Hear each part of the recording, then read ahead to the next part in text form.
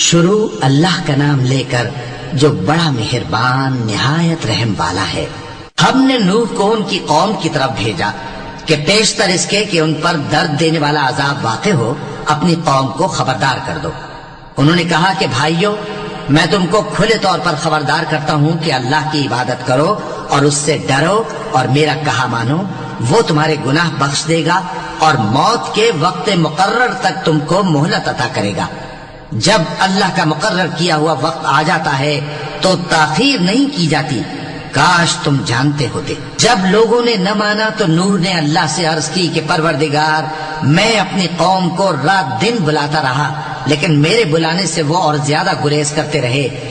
جب میں نے ان کو بلایا کہ توبہ کریں اور تو ان کو معاف فرمائے تو انہوں نے اپنے کانوں میں انگلیاں دے لی اور اپنے اوپر کپڑے اوڑھ لیے اور اڑ گئے اور خوب تکبر کرنے لگے۔ پھر میں ان کو بلند آواز سے بھی بلاتا رہا، پھر علانیہ بھی اور رازداری سے بھی سمجھاتا رہا۔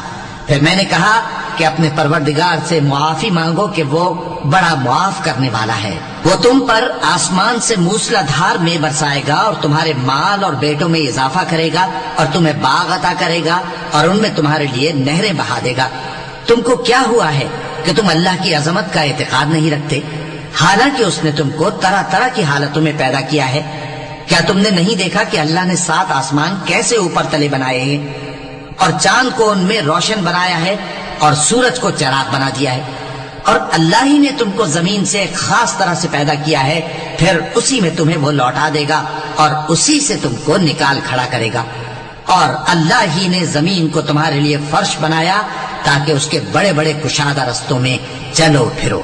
آخر میں نوح نے عرض کی کہ میرے پروردگار، یہ لوگ میرے کہنے پر نہیں چلے اور ایسوں کے تابع ہوئے ہیں جن کو ان کے مال اور اولاد نے نقصان کے سوا کچھ فائدہ نہ دیا، اور وہ بڑی بڑی چالیں چلے اور کہنے لگے کہ اپنے معبودوں کو ہرگز نہ چھوڑنا، اور ود اور سوا اور یغوث اور یعوق اور نصر کو کبھی نہ چھوڑنا۔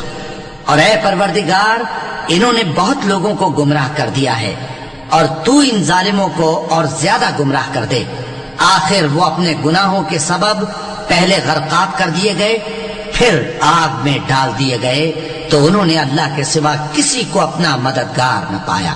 اور پھر نوح نے یہ دعا کی کہ میرے پروردگار، ان کافروں میں سے کسی کو زمین پر بستہ نہ رہنے دے، اگر تو ان کو رہنے دے گا تو یہ تیرے بندوں کو گمراہ کریں گے، اور ان سے جو اولاد ہوگی وہ بھی بدکار اور ناشکری ہوگی۔